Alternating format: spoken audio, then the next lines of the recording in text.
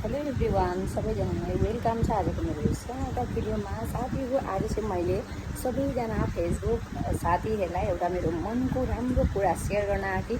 Video हजुरहरूले एन्डसम्म सुन्नु अनि कस्तो के लाग्छ आफ्नो आफ्नो कमेन्ट गर्न सक्नुहुन्छ। राम्रो लाग्यो भने लाइक गर्न सक्नुहुन्छ, राम्रो लागेन भने डिसलाइक पनि गर्न सक्नुहुन्छ, किनभने तपाईँहरूको फोन हो र तपाईँहरूको हात हो होइन, त्यसमा लाइक गर्नु चाहिँ म भन्दिनँ। साथै कुरा चाहिँ के हो भन्दाखेरि त मलाई धेरैजना मान्छेहरूले केटाको त अब बानी नै हुन्छ होइन, जस्तै नराम्री राम्री केटीलाई पनि वाउ यति सुन्दर भन्ने, तर मलाई त केटी मान्छेले आइमे मान्छेले पनि यति मलाई मेरो तारिफ गर्छन्।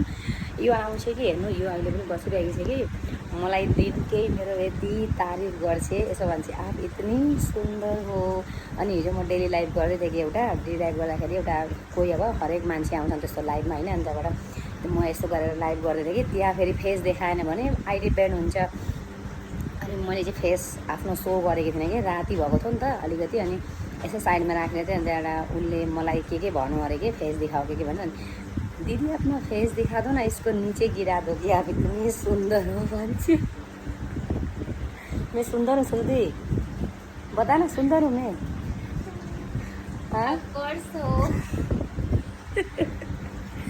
अफकोर्स हो भन्दैछ। अनि साथीहरू साँच्चै नै कि अरूले भनुन् या नभनुन्, तपाईँहरूले मलाई राम्री देख्नु या नदेख्नु होइन, म चाहिँ कति राम्री कसरी भयो साथीहरू, राम राम राम राम। हेर्नु मेरो गालो कति मजाले यहाँ ग्लो गर्दैछ। किन भन्दाखेरि त म पहिला यति राम्री थिइनँ साथीहरू, कलेज लाइफमा स्कुल लाइफमा पढ्नको अलिकति हेडेक थियो मलाई होइन, बहुत टेन्सन थियो पढ्न स्कुल लाइफमा। अनि त्यहाँबाट कलेज लाइफमा त्यतिखेर होइन मान्छे मेच्योर हुन्छ नि, त्यतिखेर पिम्पल्स इतना पिम्पल्स भएको थियो मेरे को, बहुत ज़्यादा पिम्पल्स था। मैं सुसाइड करने वाली थी, पता है म मतलब फाँसी लाग्छु म मेरो यति धेरै पिम्पल्स भयो भनेर म चाहिँ एकदम रुन्थेँ कि। अनि मेरा साथीहरू थिए सबैजना, सारा दाजुलु भन्ने सबैजना साथीहरूले यो टेम्पोरारी हो यार, यो थोरै न मतलब पर्मानेन्ट थोरै हो, गइहाल्छ नि एक दिन भन्थ्यो। अहिले म आफ्नो फेस हेर्छु, क्रिम लगाउँछु कि यति मलाई राम्रो लाग्छ आफ्नो फेसको यो ग्लो देखेर, यति राम्रो। जहाँ जान्छु त्यहीँ मान्छेले आफ्ना बुढी गर्लफ्रेन्डलाई छोडेर मलाई यस्तो गरेर हेर्छ, म पनि हेरिदिन्छु क्या। अनि त्यहाँबाट म बुढालाई भन्छु यसले मलाई किन हेऱ्यो भन्दाखेरि मेरो बुढाले चाहिँ भन्नुहुन्छ, उसले हेऱ्यो त तिमीले पनि त हेऱ्यौ नि त, तिमीले नहेर त उसले हेरेको कसरी देख्छौ भनेर भन्छन् कि।